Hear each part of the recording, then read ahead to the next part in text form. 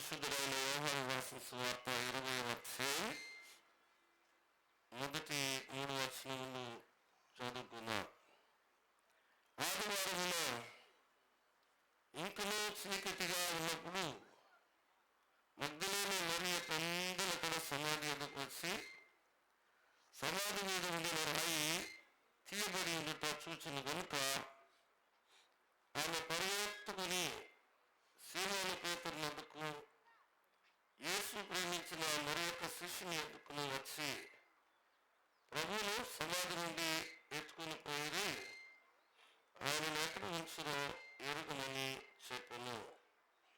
కాబట్టి పేతురును ఆ శిష్యుడును బయలుదేరి సమాధి ఎద్దుకు వచ్చి ప్రభునందు ప్రేమించబడిన ప్రియమైన క్రైస్తవ సంఘంలో మన ప్రభువును రక్షకుడైన యేసుక్రీస్తు యొక్క ఈ పునరుద్ధాన శుభమును మీకు తెలియజేస్తున్నాం. ప్రపంచ చరిత్రలో యేసుక్రీస్తు యొక్క పునరుద్ధానం అనేటటువంటిది ఒక వాస్తవికమైనటువంటి సంఘటన.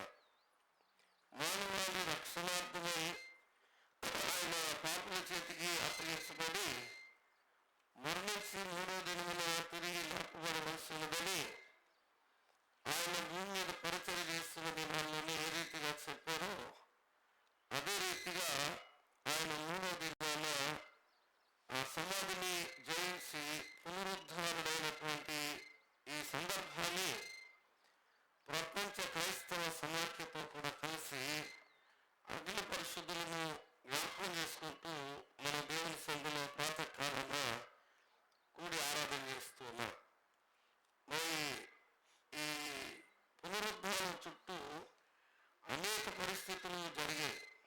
మొట్టమొదటిగా మనం గమనించేది ఏంటి అనంటే ప్రభువును ఆయన దేహాన్ని పునరుద్ధానం కొరకు ఎక్కడ భద్రపరుచుకున్నారో ఆ ఖాళీ సమాధిని ఆ రోజు ప్రాతకాల సమయంలో మగ్దలేనే మరియ సందర్శింపవచ్చు. మరి అక్కడ మనం గమనిస్తున్నప్పుడు ఇంకనూ చీకటిగా ఉన్నప్పుడే అనే మాట ఇక్కడ గమనిస్తున్నాం. ఇంకనూ చీకటిగా ఉన్నప్పుడే నేను పెందలాడే వెళ్ళాలి అని ఎవరు అనుకుంటారంటే ఆ పని అంత ప్రాముఖ్యమైనది అని ఎవరు భావిస్తారో వారు మాత్రమే పెందలకడ లేచి వెళ్తారు. ఏం పర్లేదు అని ఆ పని మనకు సెకండరీ అనుకుంటే దాన్ని లక్ష్య పెట్టరు. మనమంతా కూడా ఇంత ప్రాతకాలమే ఆయా ప్రాంతాల నుండి సమీపంలో నుండి అయితేనేమి సుదూరంలో నుండి అయితేనేమి మీరందరూ ఇలా వచ్చారు అని అంటే మన పితరులు మనకంటే ముందు ప్రభునందు నిద్రించి పునరుద్ధానం కొరకు భద్రపరచబడిన వారి యొక్క దేహాలు యేసుక్రీస్తు పునరుద్ధానం చేత లేపబడ్డాయన్న నమ్మకంతో మరి ఇక్కడ మన విశ్వాసాన్ని మనం దృఢపరుచుకుంటూ మన నిరీక్షణను కొనసాగించుకోవడానికి వచ్చాం. ఆ రోజు మగ్దలేనే మరి కూడా అలాగే వచ్చింది. క్రీస్తే ఆమె యొక్క జీవిత లక్ష్యంగా ఉంది. ఈరోజు మనం పరీక్షించుకుంటే మన జీవిత లక్ష్యం క్రీస్తు ప్రభు ఉన్నారు. క్రీస్తు ప్రభు మన జీవిత లక్ష్యం అయితే మనం ప్రతి విషయంలోనూ వేగిరి పడతాం, ప్రతి విషయంలోనూ ముందుగా ఉంటాం. అంటే which means our priority, it shows our priority. మన యొక్క ప్రాధాన్యత ఏంటి అనేది అది సూచిస్తూ ఉంటుంది. సో ఇక్కడ మన పనుల కొరకు మనం ప్రాధాన్యత ఇస్తామా లేక పరలోక సంబంధమైనటువంటి వాటి కొరకు ప్రాధాన్యత ఇస్తామా అనేది ప్రతి ఒక్కరూ మనం గమనించుకోవాలి. సో పర సంబంధమైనటువంటి ప్రాధాన్యత కలిగి ప్రభువుకు ప్రయారిటీ ఇచ్చేటటువంటి వారు ఆయన్ను ఆరాధించేటటువంటి పరిశుద్ధుల సమూహంలో చేర్చబడి ఉంటారు. పౌలు గారి ప్రయారిటీ ఆయన నా యొక్క జీవిత లక్ష్యం ఏంటంటే నా మట్టుకైతే బ్రతుకుట క్రీస్తు, చావైతే నాకు లాభం. అలాంటి దృక్పథం కలిగిన వారు మాత్రమే పెందలకడ లేచి ఇంకనూ చీకటిగా ఉండి వాళ్ళు వారి కార్యక్రమాన్ని ప్రారంభిస్తారు. మరి మీరు మగ్దలేనని చూసినప్పుడు ఈమె పెందలకడనే లేచి వెళ్ళేది ఎక్కడికి? ఒంటరిగా తను ఆ సమాధి వద్దకు వెళుతూ చేసిందేంటి అని అంటే 150 సంవత్సరాల చరిత్ర కలిగినటువంటి సంఘాన్ని ఆలోచన చేస్తున్నప్పుడు ఇప్పుడు మనం ఏదైతే నిల్చున్నామో ఈ ఆలయ ప్రాంగణం లేక ఈ సమాధుల తోట ఇదంతా కూడా ఊరికి దూరంగా ఉన్నటువంటిదే. సరిగ్గా యేసు ప్రభువును భూస్థాపన చేసినటువంటి ఆ ప్రదేశం కూడా కల్వరి అనేటటువంటిది ఊరికి వెలుపట ఉంది. సిలువేయబడిన ప్రాంతంలోనే ఆయన పాతి పెట్టబడినటువంటి పరిస్థితి.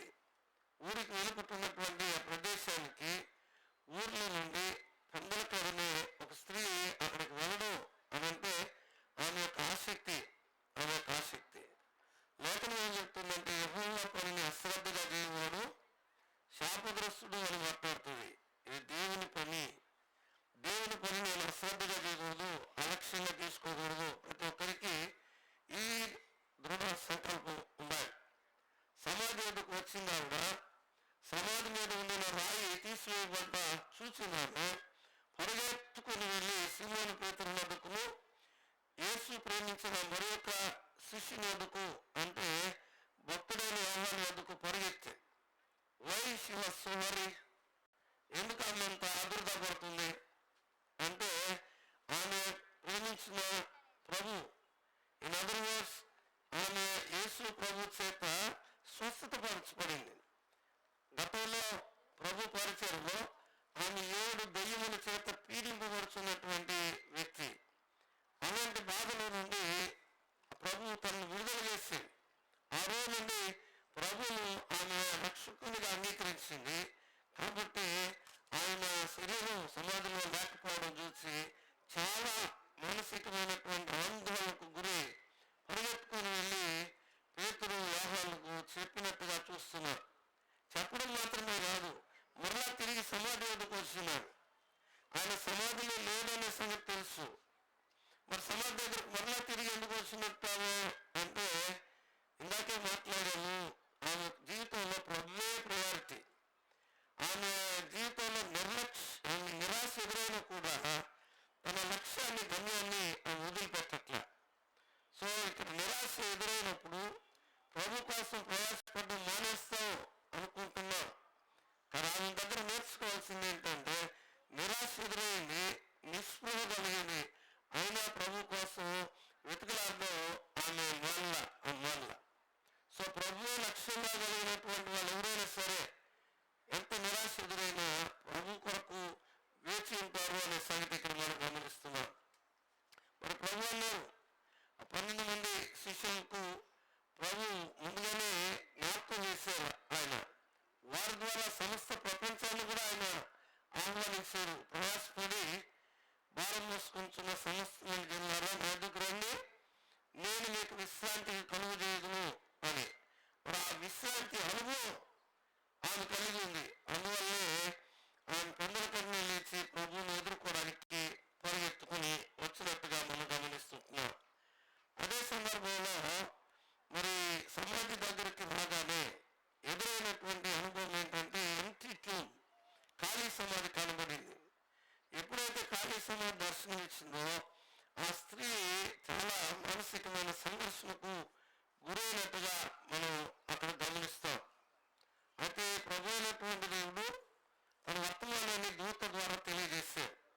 ఆ దూత ద్వారా ఇచ్చినటువంటి సందేశం ఏంటంటే మీరు ఇక్కడ ఎందుకు ప్రభువును ఎదుగుతున్నారు, ఆయన సజీవుడు, ఆయన ఇక్కడ లేడు, ఆయన తాను చెప్పినట్టు లేచి ఉన్నాడు అనే వర్తమానం ఆ స్త్రీ ద్వారా సమస్త లోకానికి అందించబడింది.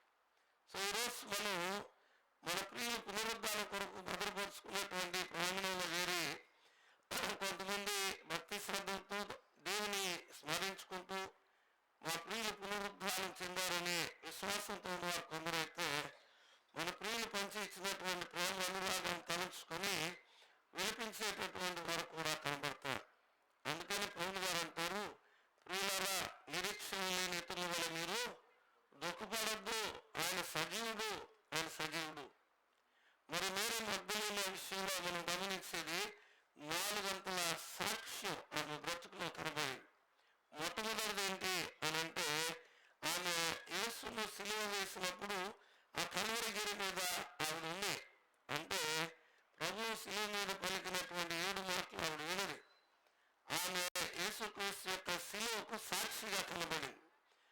ఈరోజు ఈ ప్రాతకాలాన్ని ఇక్కడ చేరినటువంటి విశ్వాస సమూహంలో మనం యేసుక్రీస్తు యొక్క శిలువకు సాక్షులుగా ఉండాలి అని మొట్టమొదటిగా మనం జ్ఞాపకం చేయబడతా ఉంటున్నాం.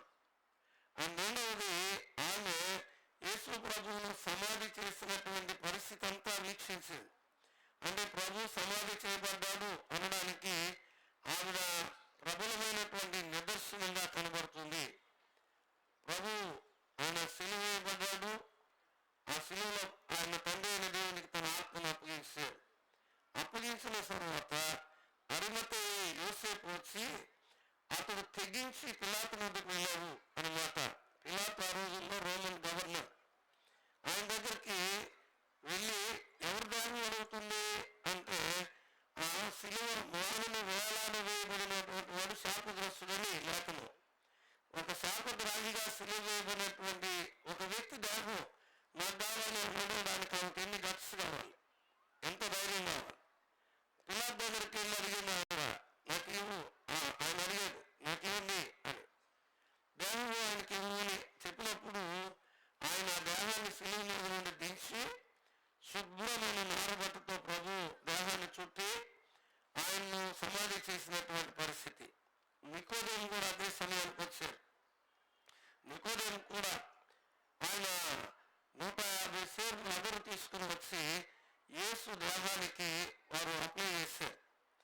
మరి యూదుల యొక్క పారంపర్య ఆచారం ఏంటంటే ఒక దేహాన్ని వాళ్ళు బరియలు చేయాలి అని అంటే ప్రశస్తమైన వస్త్రాన్ని తీసుకుని వచ్చి పరిమళ తైలాలు అప్లై చేస్తూ గుడ్డ ఏదైతే ఉందో లేక ఆ వస్త్రం ఏదైతే ఉందో దాంతో చక్కగా ర్యాప్ చేస్తారు. ర్యాప్ చేయడం అంటే చుడతారు. ఇక గాలి కూడా లోపలికి చొచ్చుకొని పోయేటానికి వీలుండదు. ఎప్పుడైతే సుగంధ పరిమళాలు అప్లై చేయబడతాయో ఆ వస్త్రం చాలా టైట్ అయిపోద్ది. దేహము చాలా కాలం కుళ్ళు పట్టకుండా ఉండడానికి యూదులు చేసేటటువంటి ప్రక్రియ. అదే ఈజిప్షియన్స్ కూడా, ఐగుప్తీయులు కూడా అలాంటి ప్రక్రియని వారు అవలంబిస్తూ ఉండేవారు. మరి ప్రభు కూడా ఆయన దేహానికి కూడా వారు అలాగా ర్యాప్ చేసి పెట్టారు. మరి కొత్త సమాధిలో ప్రభు యొక్క దేహం ఉంచబడింది. ఆ సమాధి ద్వారానికి చాలా పెద్ద రాయి దొరించి మూత వేయబడ్డం. మరి వీటన్నిటికీ మగ్ధలేని మరియ సాక్ష్యం ఉంది. ఆమె శిలువకు సాక్ష్యం ఉంది. మరణించినటువంటి క్రీస్తు యేసు యొక్క దేహం భద్రపరచబడినటువంటి ఆ సమాధికి ఆమె సాక్షిగా కనబడింది. మరి ప్రియులను గమనించండి, నా కొరకు ప్రాణం పెట్టినటువంటి నా యేసయ్య దేహానికి నేను సంరక్షణగా ఉండాలి అనే తలంపు, తాపత్రయం ఆమె ఉంది. అందువల్లే వేకువజామున లేచి ఆమె సమాధి వద్దకు వచ్చినట్టుగా గమనిస్తున్నారు. ఆయన యొక్క 12 మంది శిష్యుల్లో కానీ ఆయన ద్వారా అనేక అద్భుతాలు పొందినటువంటి వారిలోనే కానీ ఎవరికీ లేనటువంటి తపన, ఎవరికీ లేనంత తెగింపు ఈ ప్రాతకాలంలో ఆమెను చూసాం. అందుకని సమాధి వద్దకు ఆవిడ వచ్చింది అని. మూడోది ఏంటి అని అంటే, నా ప్రభు సమాధిలో లేడు, ఆయన లేచాడు అనడానికి ఆమె గొప్ప సాక్షిగా కనబడుతుంది. ఇదే యోహాను సువార్త 20:11 చూస్తే, అయితే మరియ బయట నిలిచి ఏడ్చుచుండెను. ఆమె ఏడ్చుచు సమాధిలోనికి వంగి చూడగా తెల్లని వస్త్రములు ధరించిన 2 దేవదూతలు యేసు దేహము ఉంచబడిన స్థలములో తల వైపున ఒకడును కాళ్ళ వైపున ఒకడును కూర్చున్నట కనబడి వాళ్ళు అడిగారు, అమ్మా ఎందుకు ఏడుస్తున్నావు అని ఆమెను అడిగినప్పుడు, అయ్యా నా ప్రభువును ఎవరో ఎత్తుకొని పోయారు, ఆయన సమాధిలో లేడు అనగానే ఎవరో ఎత్తుకొని పోయారు, ఆయన ఎక్కడ ఉంచారో నాకు తెలియలేదని చెప్పి ఆమె కన్నీరు పెట్టుకున్నటువంటి పరిస్థితి మనం గమనిస్తున్నాం. సో ఇక్కడ ప్రభు సమాధిలో లేడు అనడానికి ఆమె ప్రబలమైనటువంటి నిదర్శనం. అంత మాత్రమే కాదు, ఆమె వంగి చూసినప్పుడు దేవదూతలు వినపడడం మాత్రమే కాకుండా ఆయనకు చుట్టబడినటువంటి ప్రేత వస్త్రాలు, ఆ నారబట్టలు అవి పడి ఉండడం చూసింది. ఆయన తలరుమాలు కూడా అక్కడ ఉండకుండా వేరొక చోట జాగ్రత్తగా ఉంచబడడం ఆమె చూసింది.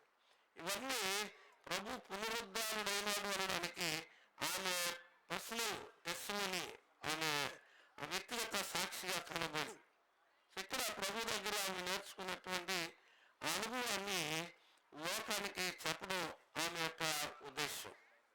సో మూడంతల సాక్ష్యం ఇక్కడ చూసాం. ఒకటి ఆయన శిలువ మరణానికి సాక్షి, రెండవది ఆయన సమాధి భద్రం చేయబడడానికి సాక్షి, మూడవది తెరవబడినటువంటి సమాధికి కూడా ఆవిడే సాక్షిగా కనబడింది. నాలుగవది ప్రభు లేచాడు అనడానికి ఆమె ప్రబలమైనటువంటి సాక్షిగా ఈ రోజున అవతరించింది. యోహాను సువార్త 20:13 ప్రకారం మనం గమనించినట్లయితే ఆమె నా ప్రభుని ఎవరు ఎత్తుకొని పోయినారు అని ఆమె దుఃఖపడతా ఉందో అనేటటువంటి విషయాన్ని అక్కడ చూస్తాం. మరి ఆ సమయంలో ఆవిడ దూతలు ఇచ్చిన వర్తమానాన్ని తీసుకొని పరిగెత్తుకొని పట్టణంలోనికి వెళ్ళింది. సో ఈరోజు మన యొక్క రెస్పాన్సిబిలిటీ ఏంటి? ప్రాతకాలం అంటే గత 2 దినాలుగా శ్రమ పడ్డారు. మీ ప్రియుల సమాధులను ఎక్కడ భద్రం చేసుకున్నారు, ఆ సమాధులన్నీ వండర్ఫుల్గా డెకరేట్ చేసుకున్నారు, మీ యొక్క ప్రేమను వ్యక్తం చేశారు. ఇదంతా గతించిన మన ప్రియుల పక్షంగా చేసిన పనే. కానీ ఈరోజు ప్రభు కొరకు ఇప్పుడు చేయాల్సిన పని ఒకటి ఉంది.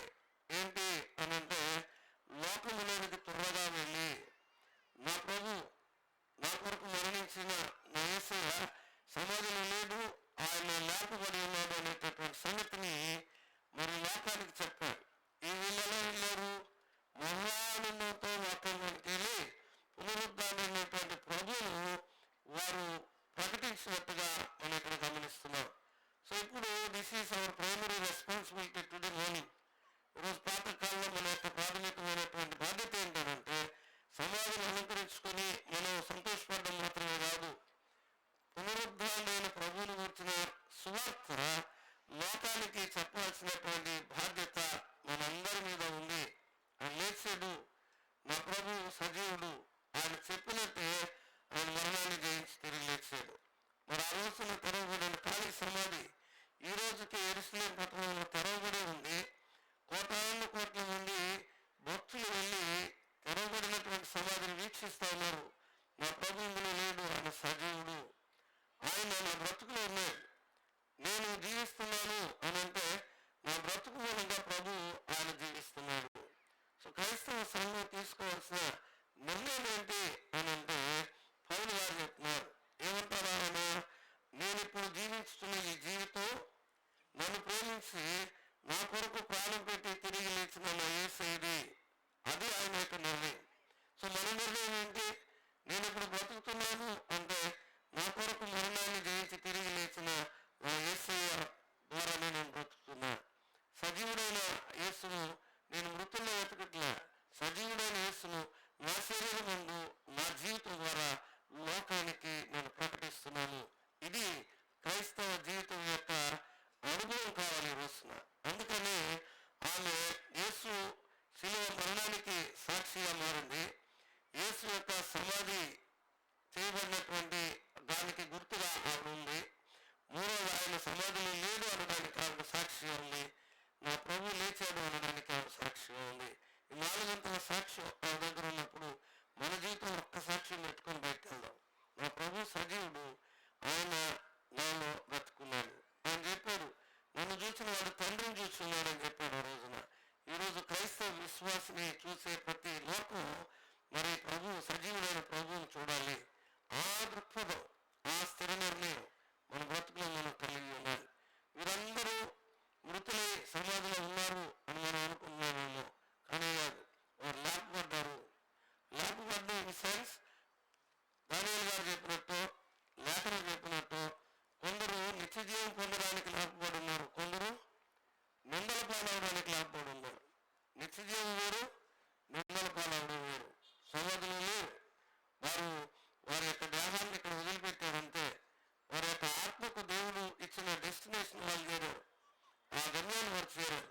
రేపటి దినం ప్రభు వస్తారు. ఆయన వచ్చినప్పుడు ఆయన ముందు నిద్రించిన వారిని ఆయన వెంట పెట్టుకుని వస్తారు. ఆ పరిశుద్ధుల్లో మన వారిని మనం చూస్తాం.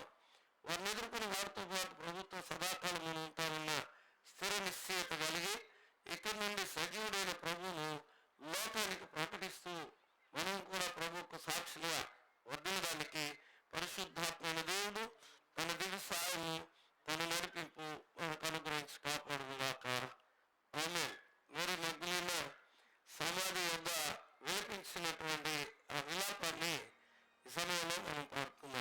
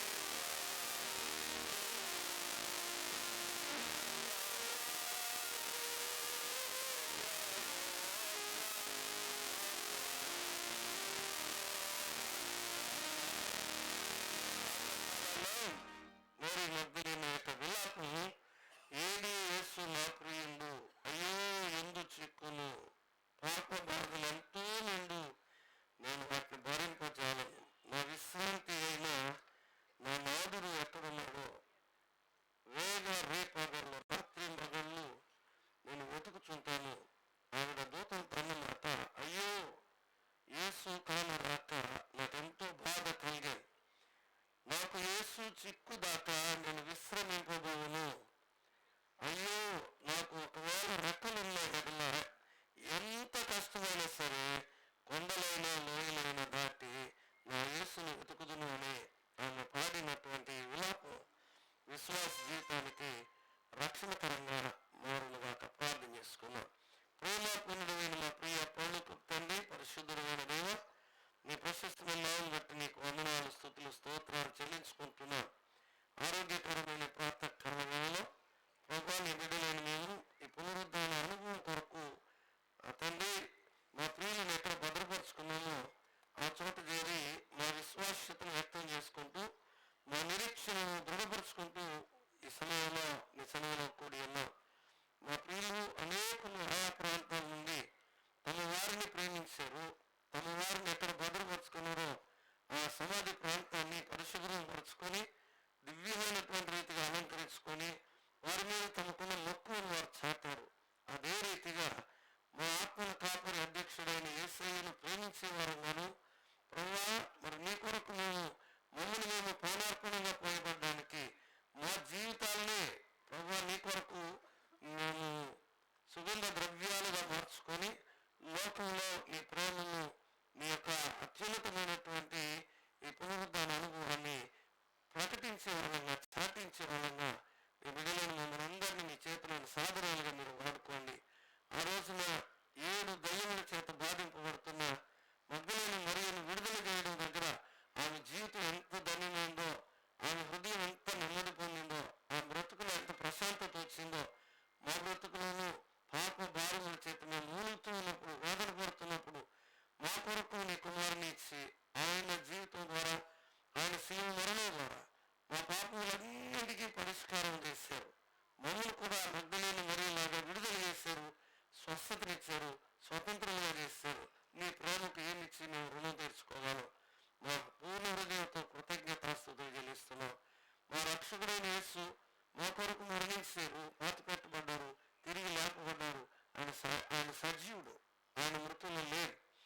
ఆ సజీవుడైన వాడిని మీ ఈ మృతుల్లో వెతకడానికి రాలేదు, కానీ సజీవుడైన యేసును మా జీవితాల్లో నింపుకొని మా ప్రియులు కూడా లేపబడి ఉన్నారని రేపు అఖిల పరిశుద్ధుల పునరుద్ధరణ దినాన ఆయన రాత్రుల్లో వారిని వెంటబెట్టుకుని వస్తాడని, వారిని మేము ఎదుర్కొని వారితో పాటు నిత్యమహిమలో ఉంటామని ఈ ప్రాతకాలంలో మాకు కూడా ఒక నిశ్చయిత ఇచ్చినది. కానీ వందన పరిశుద్ధమైన మా తండ్రి, మరి ఈరోజు నీ బిడ్డలైన మేము మీరు మగ్దలేని 4 గంటల సాక్ష్యం పొంది ఉండగా, 4 గంటల సాక్ష్యం ప్రపంచానికి చాటించి ఉండగా మా జీవితంలో ఆ సాక్ష్యాన్ని ప్రోధి చేసుకొని మేము కూడా దృఢ సంకల్పం తీసుకొని సజీవుడైన యేసును మా మాటల్లోనూ మా చేతల్లోనూ కాకుండా, మా సువార్త ప్రకటన ద్వారా కాకుండా, మా బ్రతుకు మూలంగా మేము ప్రకటించడానికి అనేక ఆత్మల్ని సందులో నడిపించట్లో మీ చేతిలో నమ్మకమైన సాధనాలుగా మీరు మమ్మల్ని అందరినీ వాడుకొని మహిమ పొందండి. యేసు పరిశుద్ధ నామములో ప్రార్థించడి వేడుకుంటున్నాం తండ్రి. ఆమేన్. వేడుకున్న మా తండ్రి, గాక మీ రాజ్యం గాక, మీ చిత్తం